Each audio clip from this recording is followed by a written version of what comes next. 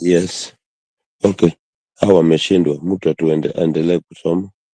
Ukipata hata George mwenye anaweza pata haraka share, tuendelee na hiyo chapter 5, Esther chapter 5, alafu Vincent Ondieki, Psalms chapter 53.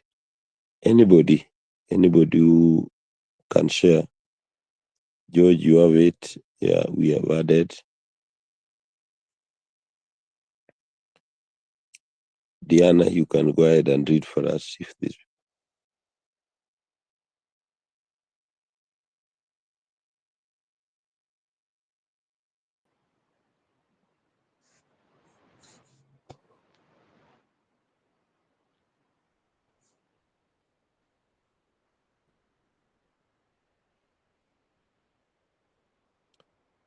Hey, Mabel, can you find it?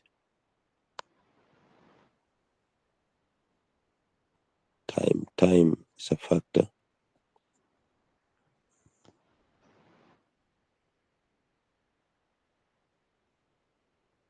Yeah, I read. Go ahead.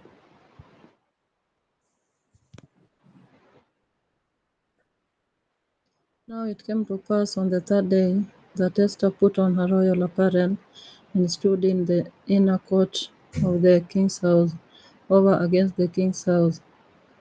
And the king sat upon his royal throne in the royal house, over against the gate of the house. And it was so, when the king saw Esther, the queen, standing in the court, that she obtained favor in his sight. And the king held out to Esther the golden scepter that was in his hand. So Esther drew near and touched the top of the scepter. Then said the king unto her, What wilt thou, Queen Esther? And what is thy request? It shall be even given thee to the half of the kingdom. And Esther answered, If it seem good unto the king, let the king and Haman come this day unto the banquet that I have prepared for him. And then the king said, Cause Haman to make haste, that he may do as Esther had said. So the king and Haman came to the banquet that Esther had prepared. And the king said unto Esther at the banquet of wine, what is thy petition? And it shall be granted thee. And what is thy request? Even to the half of the kingdom it shall be performed. Then answered Esther and said, My petition and my request is, if I have found favor in the sight of the king, and if it please the king to grant my petition and to perform my request, let the king and Haman come to the banquet that I shall prepare for them, and I will do tomorrow as the king hath said. Then went Haman forth that day joyful and with a glad heart. But when Haman saw Mordecai in the king's gate, that he stood not up, nor moved for him, he was full of indignation against Mordecai. Nevertheless, Haman refrained himself, and when he came home, he sent and called for his friends and Zeresh his wife. And Haman told them of the glory of his riches, and the multitude of his children, and all the things wherein the king had promoted him, and how he had advanced him above the prince and servants of the king. Haman said moreover, Yea, Esther the queen did let no man come in with the king unto the banquet that she had prepared but myself, and tomorrow am I invited unto her also with the king. Yet all this availeth me nothing, so long as I see Mordecai the Jew sitting at the king's gate. Then said Zeresh his wife and all his friends unto him, Let a gallows be made of 50 cubits high, and tomorrow speak thou unto the king that Mordecai may be hanged thereon. Then Go thou in merrily with the king unto the banquet. And the thing pleased Haman, and he caused the gallows to be made.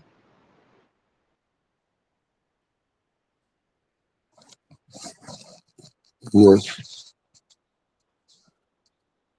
Tuende kwa Vincent Ondieki, Psalms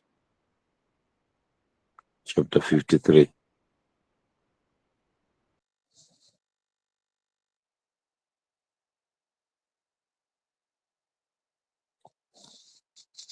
Vincent, enda kwa courses, your courses.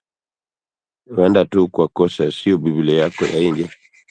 Enda tu utapata Psalms. Ama iko uliangalia?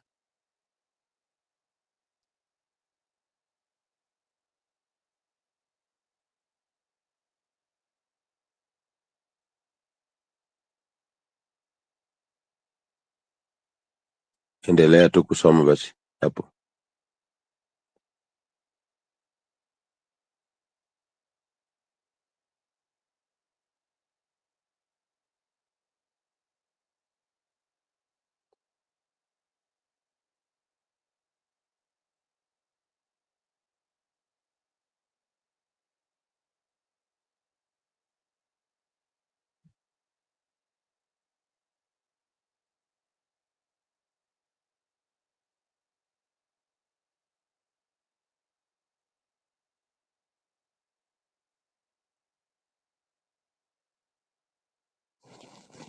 Soma.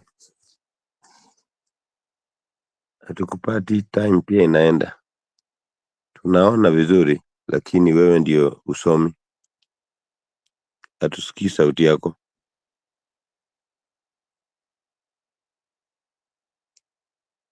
Ama yake iko na shida, mtu anaweza kutusomea Psalms yake, hatusijui sauti yake ndio iko na shida.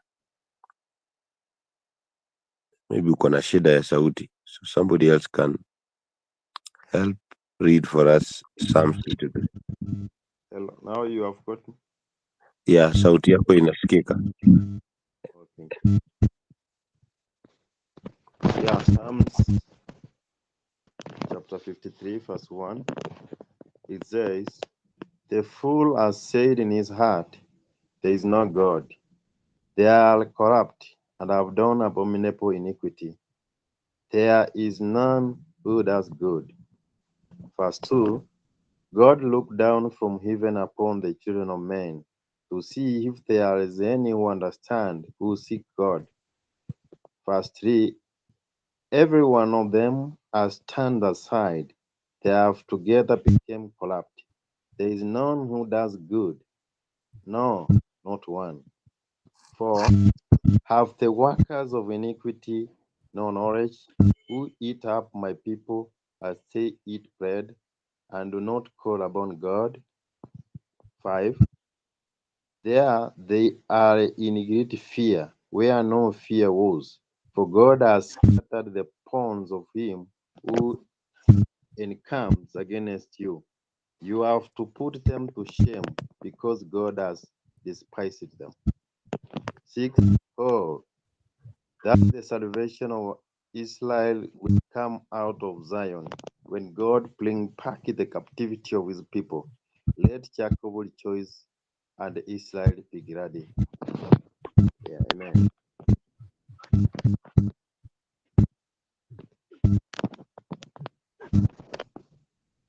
Amen.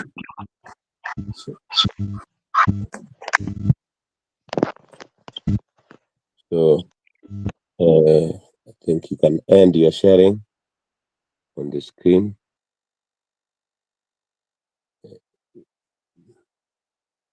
Yeah. Sorry, if you don't have, especially whenever, if you don't have the scripture reading, you just let us ahead of time, then at least we can be able to add you to that course list.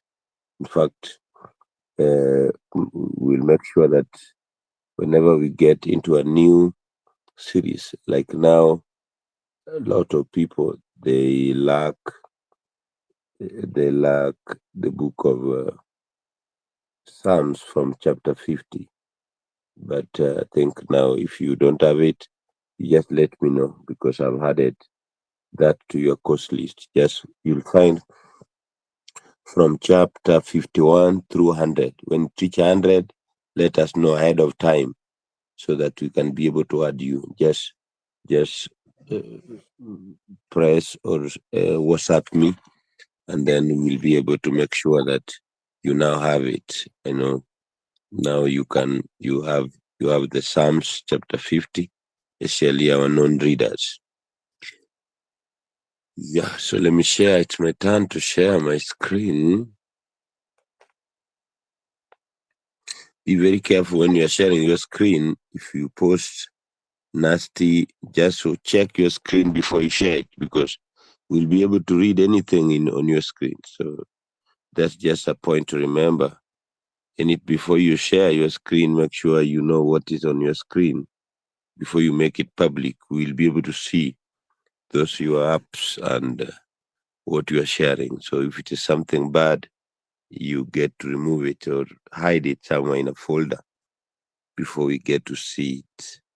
I think that one will be beneficial. Now we are in Esther.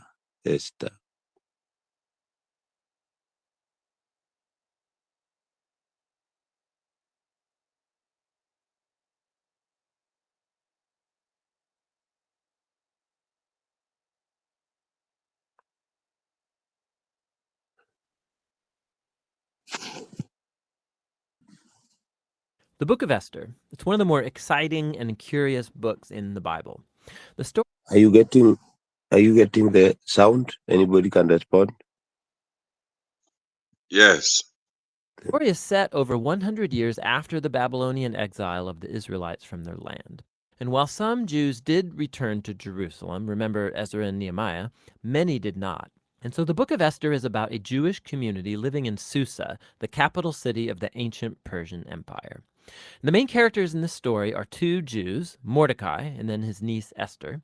And then there's the king of Persia, who's something of a drunken pushover in this story. And then there's the Persian official Haman, the cunning villain.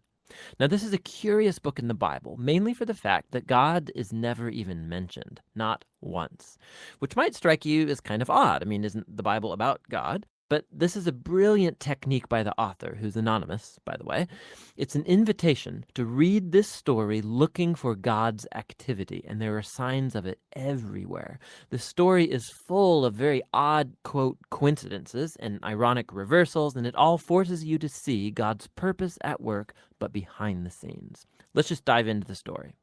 The book opens with the king of Persia throwing two elaborate banquet feasts that last a total of 187 days, and it's all for the grandiose purpose of displaying his greatness and splendor. On the last day of the banquet feast, he's really drunk, and he demands that his wife, Queen Vashti, appear at the party to show off her beauty. She refuses, and so in a drunken rage, the king deposes Vashti and makes the silly decree that all Persian men should now be the masters of their own homes. Then he holds a beauty pageant because he wants to find a new queen. This is like a really bad soap opera.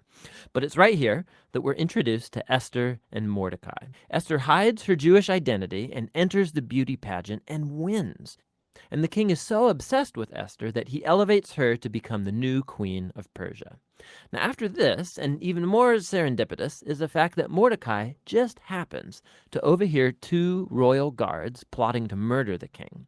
And so he informs Esther, who in turn informs the king, and Mordecai gets credit for saving the king's life.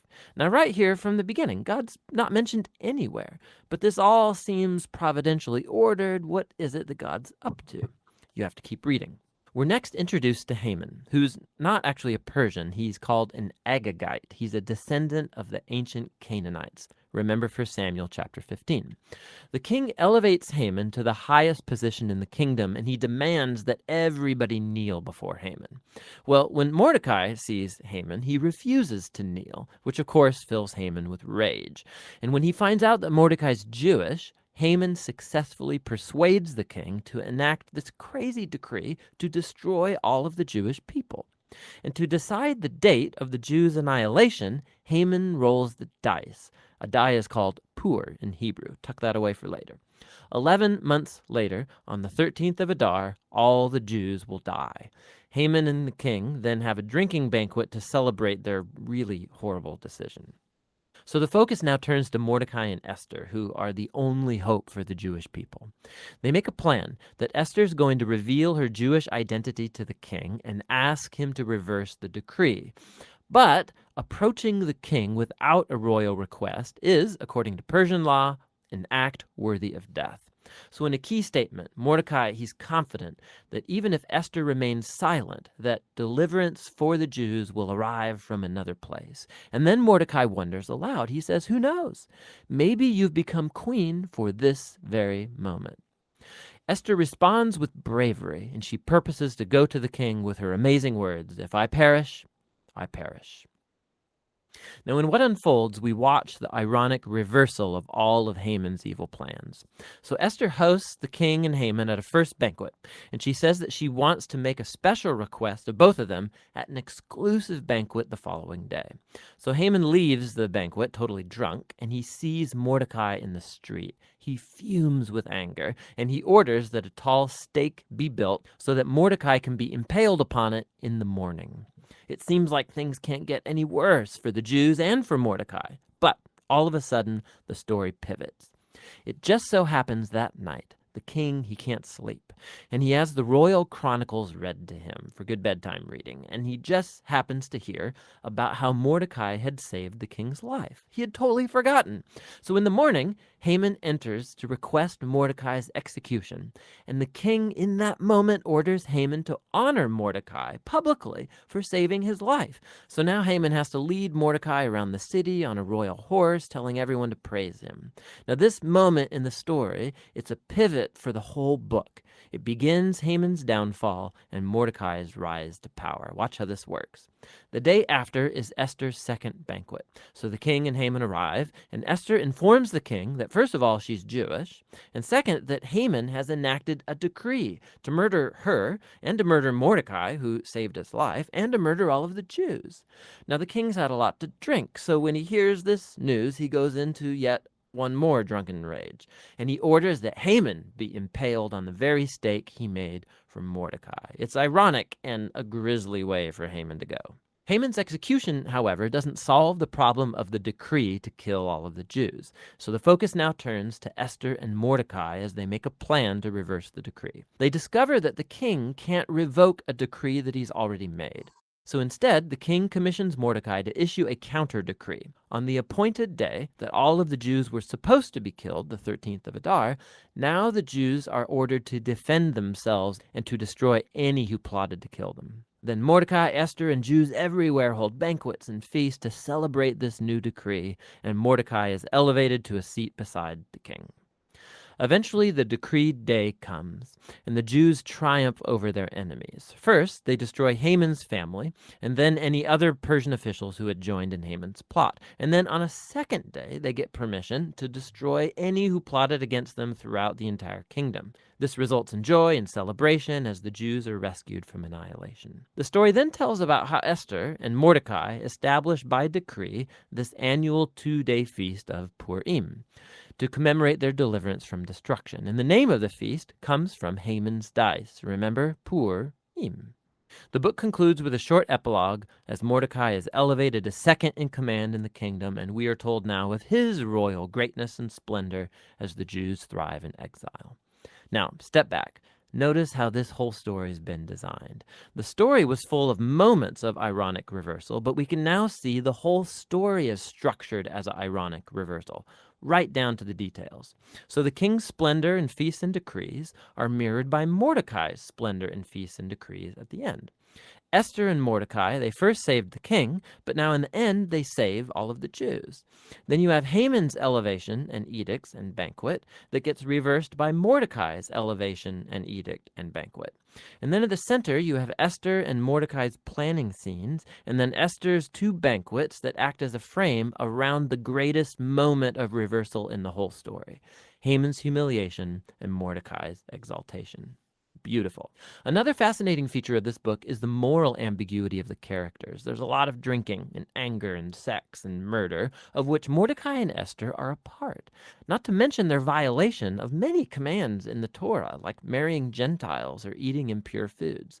And so the story's not putting Mordecai and Esther forward as moral examples, as if it endorses all of their behavior. But they are put forward as models of trust and hope when things get really bad. And so the book of Esther comes back to that question with which we began: why God is not mentioned.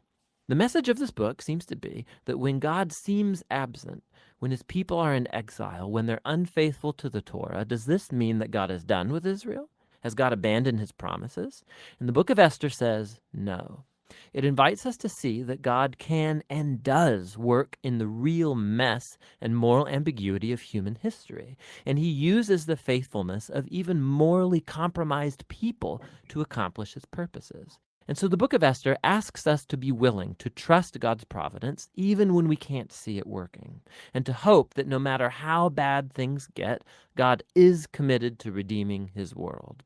And that's what the book of Esther is all about.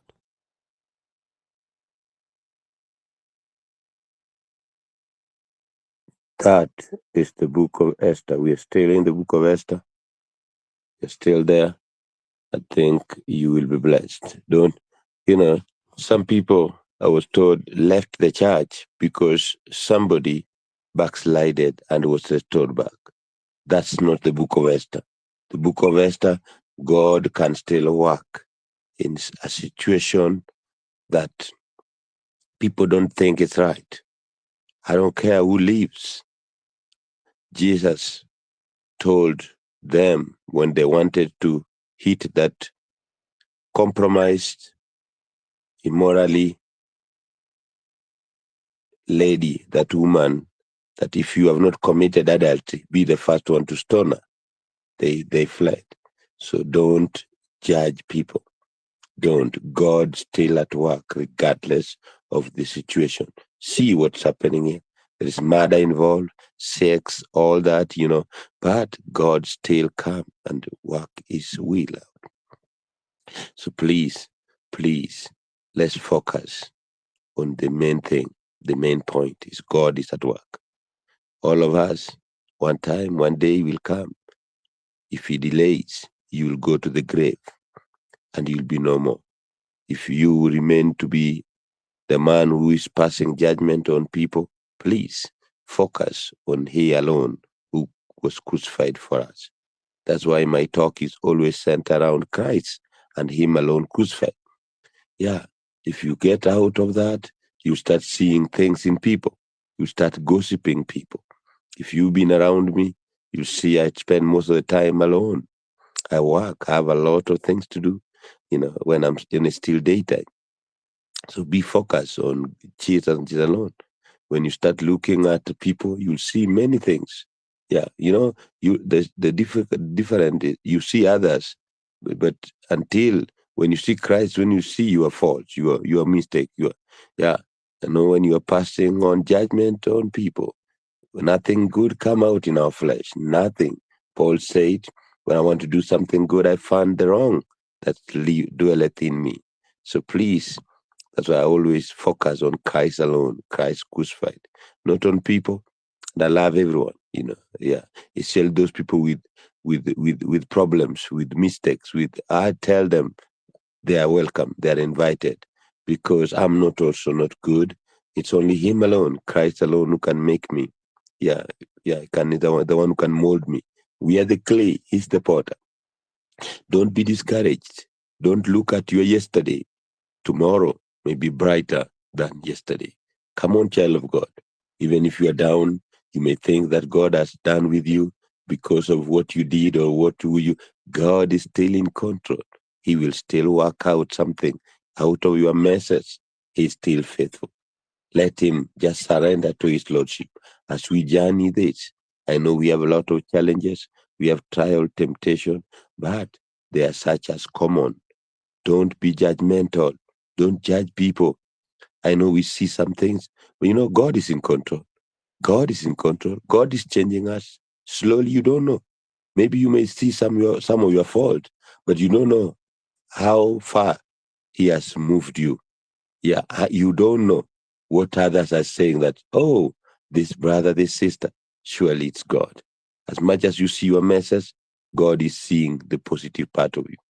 Start seeing him alone who was crucified. That's why I don't preach flesh. I'm not a preacher of the flesh all the time. I preach the spirit. I'm on the spiritual side, and that's Jesus and him alone crucified. Child of God, that's all I had for you today, this morning. I only have an announcement. If anybody has a comment, you're welcome. If you have a comment, you're welcome. Comment. Yeah, we missed Tenda. I don't know what happened today. Yeah. I don't know what happened yesterday, but Vincent Undieki, I think your problem, you've sent a message. I missed the book of Esther and Psalm from chapter 51. It's there. I've already posted it for you. If you have any problem, just always message me. And I just want to confirm with Diana Odeka, did you manage to log in? Because I fixed that your password. Your password was the problem. Did you manage to log in with the new password, Diana Odeka from Kisumu?